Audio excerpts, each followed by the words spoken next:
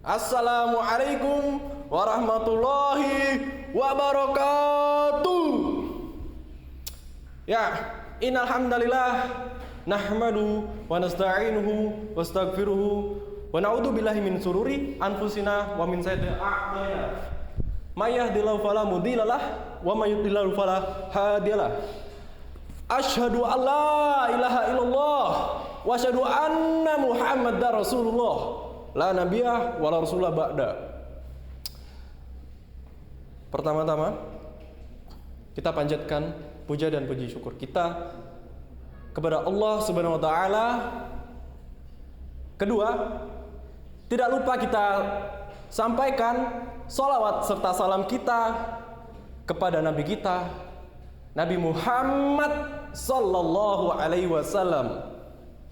Baik, sebelum saya memaparkan materi tentang sunnah Rasul, saya ingin memperkenalkan diri terlebih dahulu.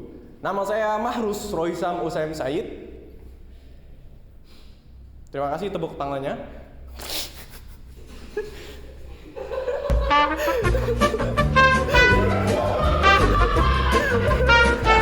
Ya, seperti yang saya paparkan tadi, saya sampaikan tadi sebelumnya, saya mau memberikan materi tentang sunnah Rasul. Oke, saya kasih pembukaan dulu, biar kita satu pemikiran, satu hati, dan satu frekuensi. Oke. Sunnah adalah sumber syariat Islam yang utama setelah Al-Quran. Dalam agama Islam, sunnah lebih mengacu pada tindakan, sikap, ucapan, serta tata cara Nabi Muhammad SAW menjalani hidupnya. Oke. Karena kewajiban ini, Nabi Muhammad SAW juga banyak menyebutkan hadis-hadis tentang kewajiban taat kepada pemimpinnya. Oke, saya akan bacakan sebuah hadis dalam bahasa Indonesia yang artinya, barang siapa yang mentaati aku, sungguh ia telah mentaati Allah. Dan barang siapa telah berdurhaka kepadaku, dia juga berdurhaka kepada Allah. Barang siapa yang taat kepada pemimpin, maka dia juga taat kepadaku. Dan barang siapa yang berdurhaka kepada pemimpin, ia durhaka kepadaku. Oke, kita udah satu pemikiran, satu frekuensi, satu hati. Selanjutnya kita mengenali beberapa macam-macam sunnah Nabi-Nabi kita, sunnah Nabi Muhammad SAW. Oke? Pertama, ada sunnah qauliyah. Ini sunnah yang paling kuat, sunnah yang paling jelas, sunnah yang paling lugas. Sunnah qauliyah merupakan bentuk perkataan atau ucapan yang disandarkan kepada Nabi Muhammad SAW yang berisi tentang berbagai tuntunan serta petunjuk. Contoh gampang nih. Contoh sehari-hari kita juga pakai nih. Ada satu hadis yang menyebutkan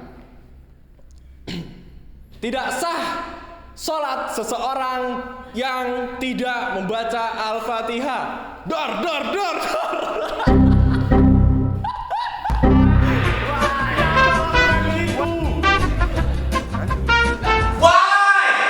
Why kamu melakukan itu?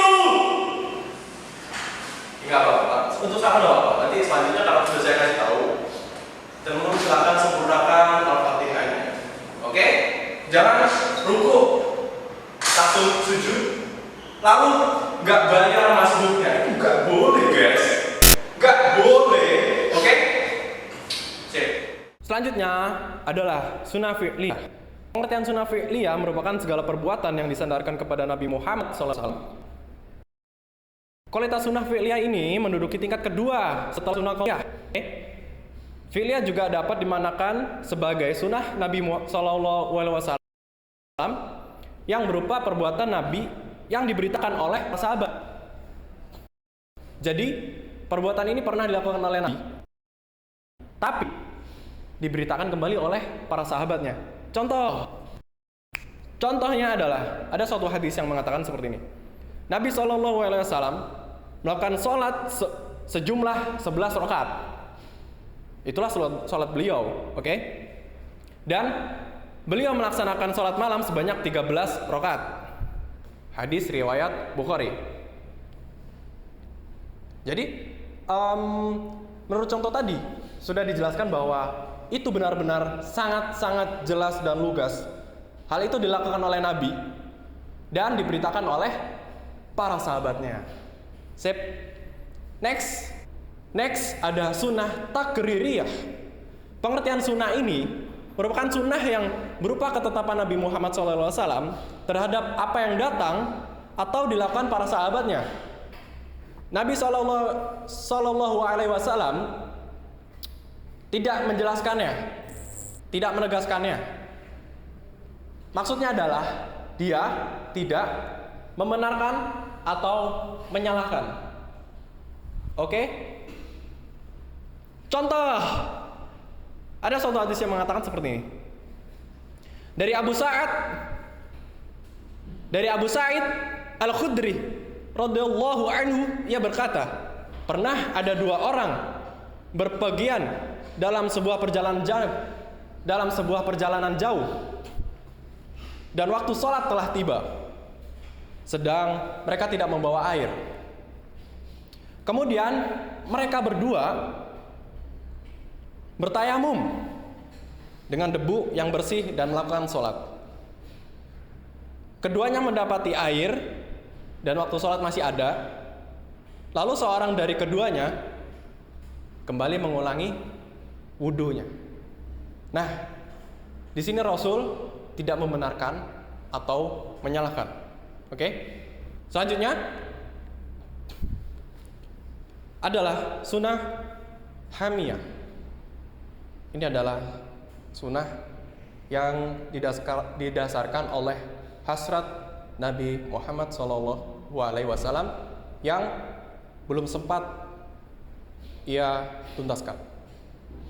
Jadi pengertiannya adalah merupakan suatu yang dikehendaki Nabi tapi belum dikerjakan. Hal itu dikarenakan ketika Nabi berhasrat melakukan sesuatu namun belum sampai ia capai karena keterbatasan umurnya. Ada satu hadis yang mengatakan seperti ini.